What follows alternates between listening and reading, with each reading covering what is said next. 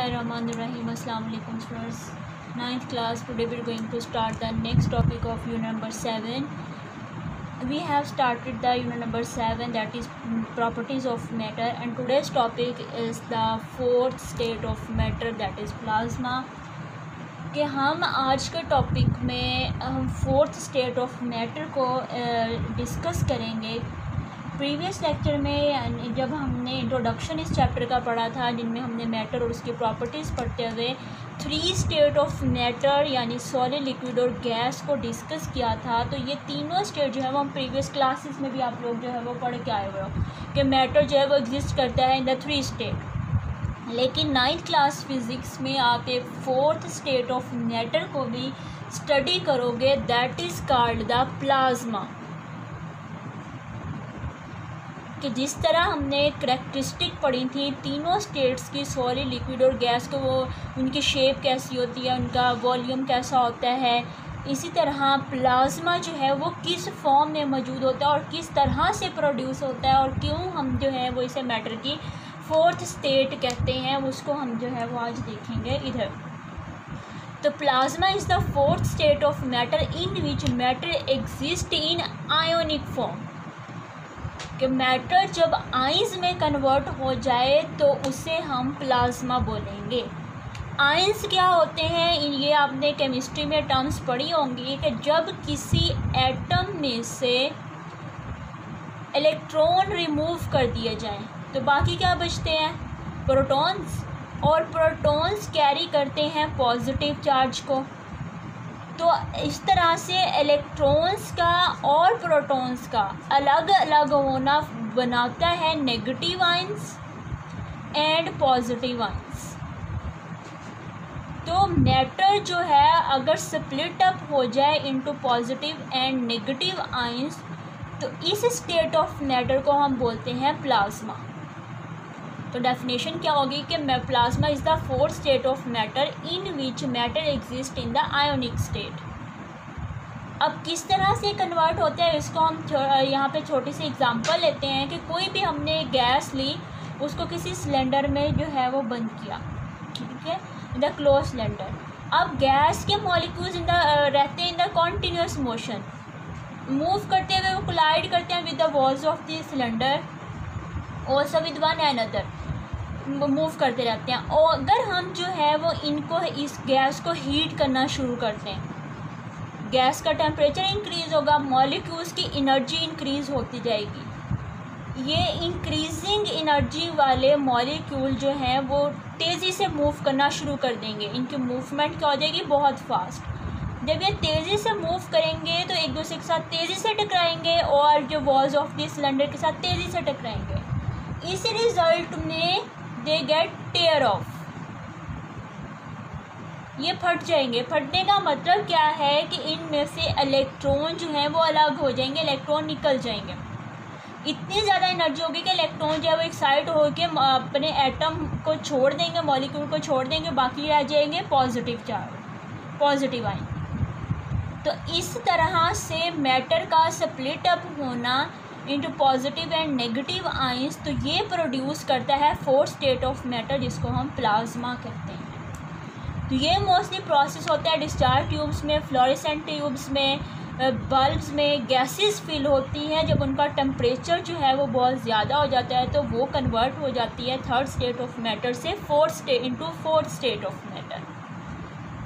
Also हमारे universe में most of the universe जो कि मैटर जो फिल करता है वो in the form of plasma होता है। सन है, स्टार्स हैं, ये जो है मोस्टली जो हैं वो प्लाज्मा यानी कि आयोनिक स्टेट में एग्जिस्ट करते हैं, जिसे हम प्लाज्मा कहते हैं। ऑल्सो जो मैटर की ये फोर्थ स्टेट है ये हाईली कंडक्टिंग होती है, सॉलिड, लिक्विड और गैस। सबसे ज़्यादा कंडक्टिंग जो है वो प्लाज्मा होता है, because there are positive and negative ions.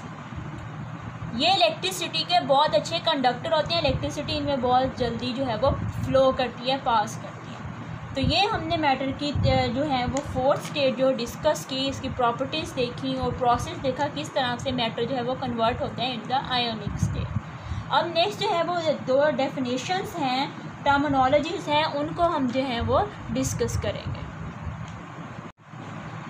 9th class. अब हम मूव करते हैं next two very important terms that are density and pressure. ये दोनों टर्म्स जो हैं वो नेक्स्ट टॉपिक जितने भी हम पढ़ेंगे उनमें किसी ना किसी तरह ये रिलेट करेंगे कि अगर हम डिफरेंट मैटर्स की प्रॉपर्टीज़, उनकी इफेक्ट्स, एप्लीकेशंस को पढ़ेंगे तो उनका इनके साथ जो है वो रिलेशन होगा कि किस तरह से ये टर्म्स जो हैं, ये क्वांटिटीज़ जो हैं वो उन प्रॉपर्टीज़ को इफ़ेक्ट करती हैं। तो सबसे पहले टर्म्स देखते हैं, वो है आपके पास डेंसिटी। डेंसिटी क्या होती है? अगर कॉमनली अगर देखें तो डेंसिटी का ताल्लुक होता है कि हाउ एनीथिंग इज़ डेंस, कि कोई चीज़ कितनी डेंस है या हैवी है, ये कौन सी चीज़ डिटरमाइन करती है। वो अगर कोई चीज़ हमें बहुत भारी लगती है, हैवी लगती है, तो हम कहते हैं कि इसका मैस बहुत ज़्यादा है।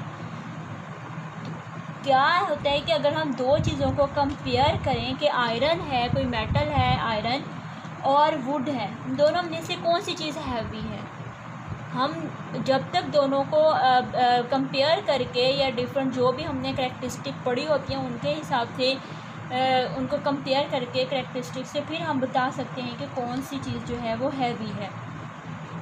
तो कोई चीज़ कितनी हैवी है वो डायरेक्टली रिलेट करती है क्वांटिटी ऑफ मैटर जो भी किसी जगह पे मौजूद है।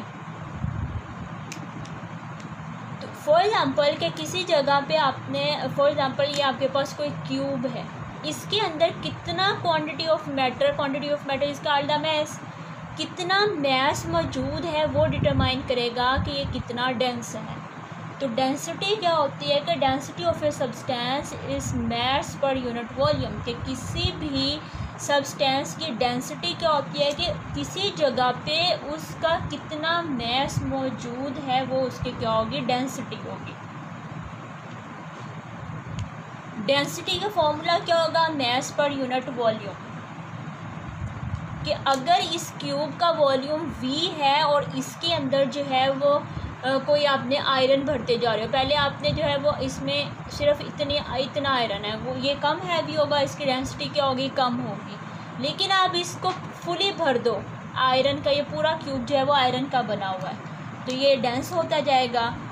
तो डेंसिटी क्या होती है कि कितनी किसी जगह पे कितना मैस मौजूद है, mass per unit volume is define its density. Clear? तो डेंसिटी का यूनिट क्या होता है कि डेंसिटी का यूनिट हम इसी फॉर्मूले से ड्राइव करेंगे कि मैस का ऐसे यूनिट होता है किलोग्राम और वॉल्यूम का ऐसे यूनिट होता है मीटर क्यूब। तो किलोग्राम पर मीटर क्यूब इज द ऐसा यूनिट ऑफ डेंसिटी। इसी बुक पे इसी टॉपिक में साइड बॉक्स में देखिएगा डिफरेंट ऑब्जेक्ट्स की डेंसिटी गिवन है। ये कांस्टेंट वैल्यूज़ होती हैं जिनको हम जो है वो यूज़ करते हैं to calculate the densities of different objects. तो जिसमें जो है वो वाटर की अगर डेंसिटी देखें तो वाटर की डेंसिटी होती है 1000 किलोग्राम पर मीटर क्यूब, कैलकुलेटेड वैल्यूज़ हैं। इसी तरह आइस है, उसकी 920 किलोग्राम पर मीटर क्यूब। तो डिफरेंट ऑब्जेक्ट्स की अगर आपने डेंसिटी कैलकुलेट करनी है और आपके पास उसका मैस भी मौजूद है, वॉल्यूम भी मौजूद है, तो आप बाय यूजिंग दिस फार्मूला आप डेंसिटी कैलकुलेट कर सकते हो। इसी तरह अगर आपके पास डेंसिटी और वॉल्यूम मौजूद है तो आप मैस कैलकुलेट कर सकते हो। तो तीनों ये जो टर्म्स हैं इन आपस में इंटर रिलेटेड हैं। कोई एक टर्म अननोन है, 2 नोन है, तो आप जो है वो उसको कैलकुलेट कर सकते हो। नेक्स्ट टर्म आपके पास आ जाती है प्रेशर। प्रेशर क्या होता है ये आप 8th क्लास में पढ़ के आए और डिटेल में प्रेशर का फोर्सेस का क्या इफेक्ट है, एरिया के क्या इफेक्ट है, तो उसको हम यहाँ पे रिवाइज करते हैं कि force acting normally per unit area, कि किसी एरिया के ऊपर कितनी फोर्स एक्ट करी है वो प्रोड्यूस करेगी प्रेशर। फॉर एग्जांपल आपके पास जो है वो ये ब्लॉक है, उसका एरिया A है, उसके ऊपर आप जो है वो फोर्स लगा रहे हो तो ये प्रोड्यूस क्या करेगा, प्रेशर।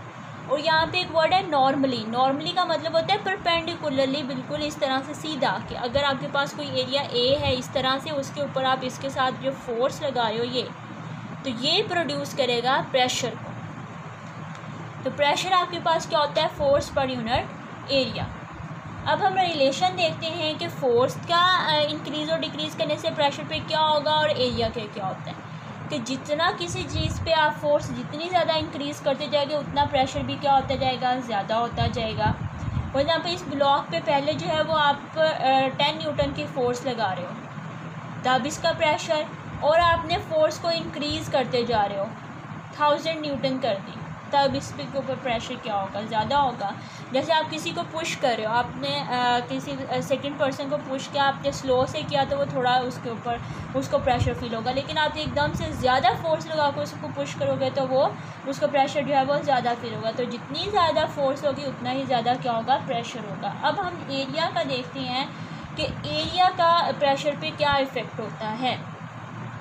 इसकी एग्जांपल जो है वो आपके बुक पे भी दिखाई हुई है कि थंब पिन्स को जो होती हैं वो इस तरह से होती हैं, थंब पिन्स ऐसे, उसकी ये टिप जो है वो शार्प होती है। आप इधर से थंब से इसको प्रेस करके जो है वो इसमें जो ड्राइंग बोर्ड होता है उसमें आप इंसर्ट करते हो। आप देखें जब आपने पूरी फोर्स लगा रहे हो इसके ऊपर और इसका एरिया यहाँ देखें बहुत कम है, इस एरिया बहुत जल्दी जो है वो उसके अंदर इंसर्ट हो जाएगी। लेकिन अगर आप क्या करो कि उसके हेड को उठा कर उल्टा करके फिर प्रेस करना शुरू करो तो क्या वो ड्राइंग बोर्ड में जो है वो इंसर्ट हो जाएगी, पुट हो जाएगी? नहीं, क्योंकि जितना स्मॉल एरिया होगा फोर्स का इम्पैक्ट उतना ही ज़्यादा होगा और प्रेशर भी क्या होगा, ज़्यादा होगा। तो एरिया और प्रेशर का इन्वर्स रिलेशन है, जितना प्रेशर आप एरिया जो है वो इंक्रीज़ करते जाओगे प्रेशर उतना ही डिक्रीज़ होता जाएगा। फोर्स जितनी इंक्रीज़ करते जाओगे प्रेशर उतनी ही इंक्रीज़ होता जाएगा। इसकी एग्जांपल जो है वो हम कॉमन ले सकते हैं कि 2 बैलून्स हैं, ठीक है, एक बहुत बड़ा है और एक छोटे वाला है, ठीक है। आप जो है वो इसको जो स्क्वीज़ करना चाह रहे हो इसके ऊपर सेम फोर्स लगा के, कौन सा वाला जो है वो जल्दी हो जाएगा? इसके ऊपर भी वही फोर्स लगा रहे हो, इसके ऊपर भी वही फोर्स लगा रहे हो, कौन से वाला जो है वो स्क्वीज़ हो जाएगा जल्दी? ये वाला, क्योंकि इसका एरिया कम है, इम्पैक्ट ऑफ फोर्स ज़्यादा होगा। इसका एरिया ज़्यादा है और इम्पैक्ट ऑफ फोर्स जो है वो कम होगा, तो प्रेशर क्या होगा, कम होगा, ठीक है। तो प्रेशर और फोर्स का इन्वर्स रिलेशन है और direct relation with the force. तो ये हमारा टॉपिक था। इन टर्म्स को आपने बहुत अच्छे से लर्न करना है, इनके यूनिट्स को। और प्रेशर का यूनिट क्या होता है? प्रेशर का यूनिट जो ऐसे यूनिट होता है वो आपके पास पास्कल होता है। प्रेशर का ऐसा यूनिट आपके पास होता है pascal, which is equals to, force का यूनिट होता है न्यूटन और एरिया का यूनिट होता है मीटर स्क्वायर। तो newton per metre square equals to the pascal. तो ये आपके पास टर्म्स है, इनकी डेफिनेशन, इनके फार्मूला, तो यूनिट्स आपने बहुत अच्छे से लर्न कर